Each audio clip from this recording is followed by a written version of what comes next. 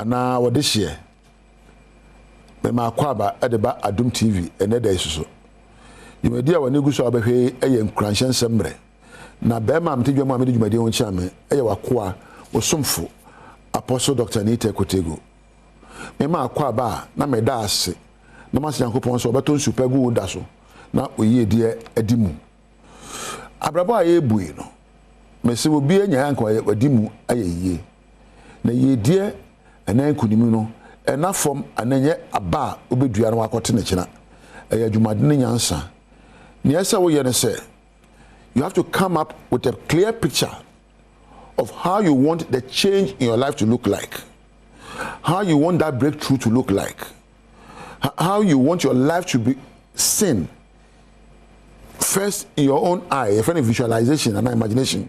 They say, "What funny me so anopa me tena hwehwe nim me bisa me ho se wochina na de chi afese ne emfie num edam anim yi se onyame boa na metenkwam a edi na mpese mabrabo eyo. How do I want to see my life? Me twa san foni no de na mpese ma wade eyo edi na mpese ma pomudini egina so edi na me pese amanfo a wone me edi nkita obe frame me edi ben. So create a picture. Now when you picture you have to have a vision. And as I said here, ebeye afa ebia in the next 5 years I want to be seen as the best motivational speaker in the whole wide world, motivating others to move them from their dungeons to the top of the mountain with glory and honor. This is my vision for the next 5 years. Ebia na my vision ba kono say me pese me rebe dom yi na me ka bibia wode ni dia ma me na me yire aboa mabrabo na ehwe ma na body ya madimu se we na me vision dia se me twere to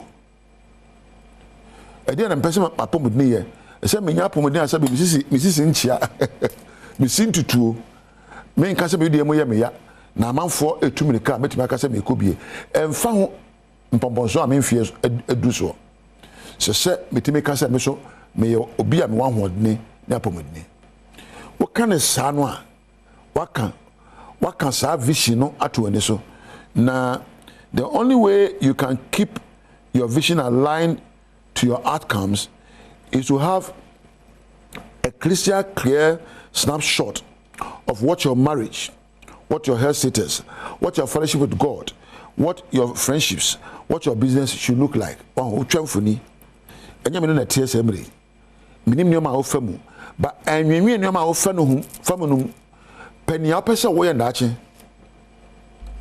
what I say twamfuni fa daache ho twamfuni fa ochina na wotwe ebe busumi da wani mi na afia da wani twamfuni nyoma opese wabrabo eyo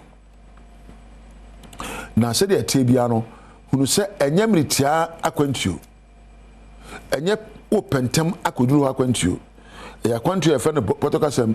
It takes a process. It's not an event. It's a process.